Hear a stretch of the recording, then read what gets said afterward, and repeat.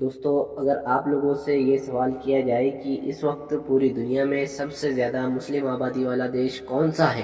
تو آپ میں سے زیادہ تر لوگوں کا جواب سعودی عربیہ، انڈیا، پاکستان یا ترکی جیسا ہی کوئی دیش ہوگا۔ لیکن آپ کو جان کر شاید حیرانی ہوگی کہ اس وقت پوری دنیا میں سب سے زیادہ مسلم آبادی رکھنے والا دیش انڈونیشیا ہے۔ وہی انڈونیشیا کہ جو نہ صرف بہت سارے سمندری ڈاکوؤں سے مل کر ایک دیش بنا ہے، بلکہ دنیا کے نقشے میں بھی دیکھنے میں ہم لوگوں کو بالکل الگ تھلگ نظر آتا ہے۔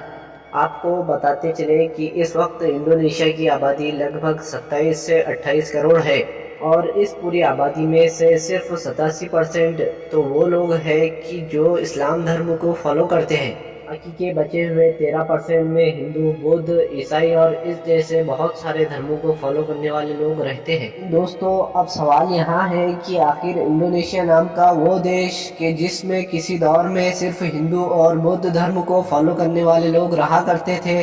اور پھر اس میں سے اتنے زیادہ مسلمان آئے کہاں سے؟ زمینی طور پر ایشیا سے کٹے ہونے کے باوجود بھی انڈونیشیا دنیا کا سب سے بڑا مسلم دیش کیسے بن گیا؟ یعنی اسلام دھرم انڈونیشیا دیش میں کب اور کیسے آیا تھا؟ تو دوستو، آج کی اس ویڈیو میں ہم اسی طرح کی تمام چیزوں کو جاننے کی کوشش کریں گے، اور ساتھ ہی ساتھ آپ لوگوں کو یہ بھی بتائیں گے کیا پھر دنیا کا سب سے بڑا مسلم دیش ہونے کے باوجود آج بھی انڈونیشیا دیش میں بدھ اور ہندو دھرم سے ریلیٹڈ اتنے زیادہ مندر کیوں نظر آتے ہیں؟ اتنا ہی نہیں، آج بھی انڈونیشیا کے 20,000 کے نوٹ پر ان گنیش کی فوٹو بھی موجود ہے کہ جس کو ہندو دھرم میں ایک مہان اور بڑے دیوتا کے طور پر جانا جاتا ہے۔ تو دوستو، سب سے پہلے بات کرتے ہیں انڈونیشیا کے اتہاس کے بارے میں۔ آپ کو بتاتے چلے کہ مسلمانوں کے آنے سے پہلے انڈونیشیا میں زیادہ تر ہندو اور بدھ دھرم کو فالو کرنے والے لوگ ہی رہا کرتے تھے، اور یہ دونوں طرح کے لوگ اشوک کے دور سے ہی انڈونیشیا میں آنے لگے تھے، اور دھیرے دھیرے پورے انڈونیشیا کا علاقہ بدھ اور ہندو دھرم کو فالو کرنے والوں سے ہی آباد ہو گیا تھا۔ اس علاقے میں وقت کے ساتھ ساتھ سلطنتیں بھی بدلتی رہی تھی، اور یہ سلطنتیں کبھی تو ہندوؤں کی ہوا کرتی تھی تو کبھی بدھ دھرم کو فالو کرنے والے لوگوں کی ہوا کرتی تھی، اور اسی پورے دور میں ہی ان سارے عالیشان مندروں اور بڑی بڑی مورتیوں کو بنوایا گیا تھا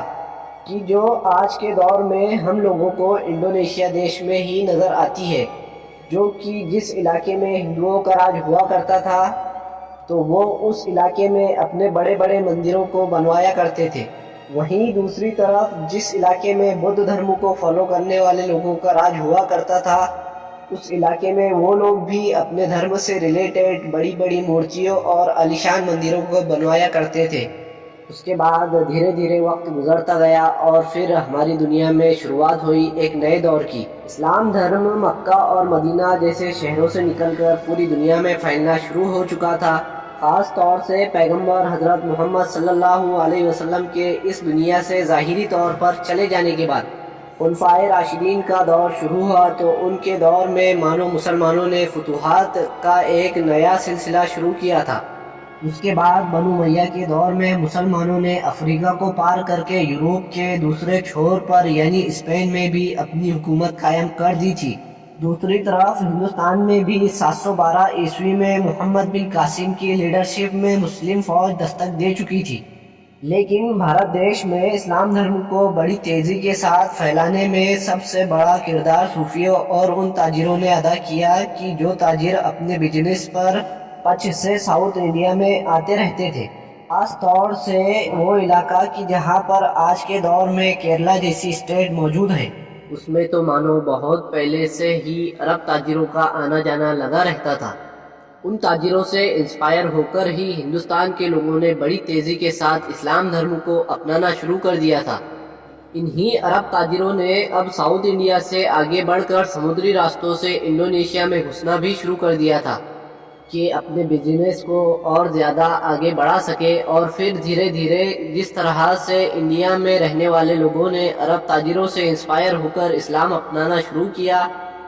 ٹھیک اسی طرح سے انڈونیشیا کے لوگوں نے بھی عرب کے تاجروں سے انسپائر ہو کر اسلام اپنانا شروع کیا تھا۔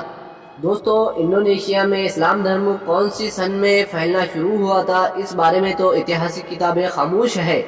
لیکن آنکڑے کے مطابق یہ بات کلیئر ہو چکی ہے کہ انڈونیشیا میں اسلام دھرم 11ویں اور 12ویں صدی کے بیچ ہی پھیلنا شروع ہوا تھا،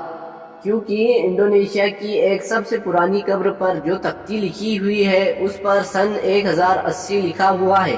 جو اس بات کو ثابت کرتی ہے کہ 1080 میں بھی وہاں پر مسلمان ہوا کرتے تھے۔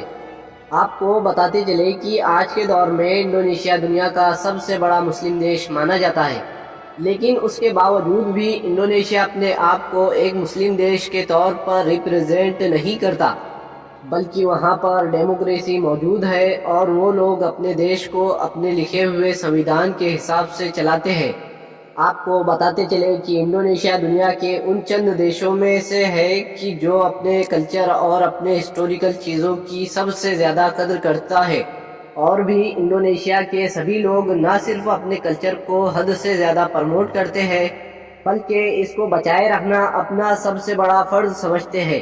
اور یہی وجہ ہے کہ دنیا کا سب سے بڑا دیش ہونے کے باوجود بھی آج بھی آپ انڈونیشیا میں جگہ جگہ پر ایسے بدھ اور ہندو مندر دیکھ سکتے ہیں کہ جو دنیا کے کسی کونے میں نظر نہیں آتے،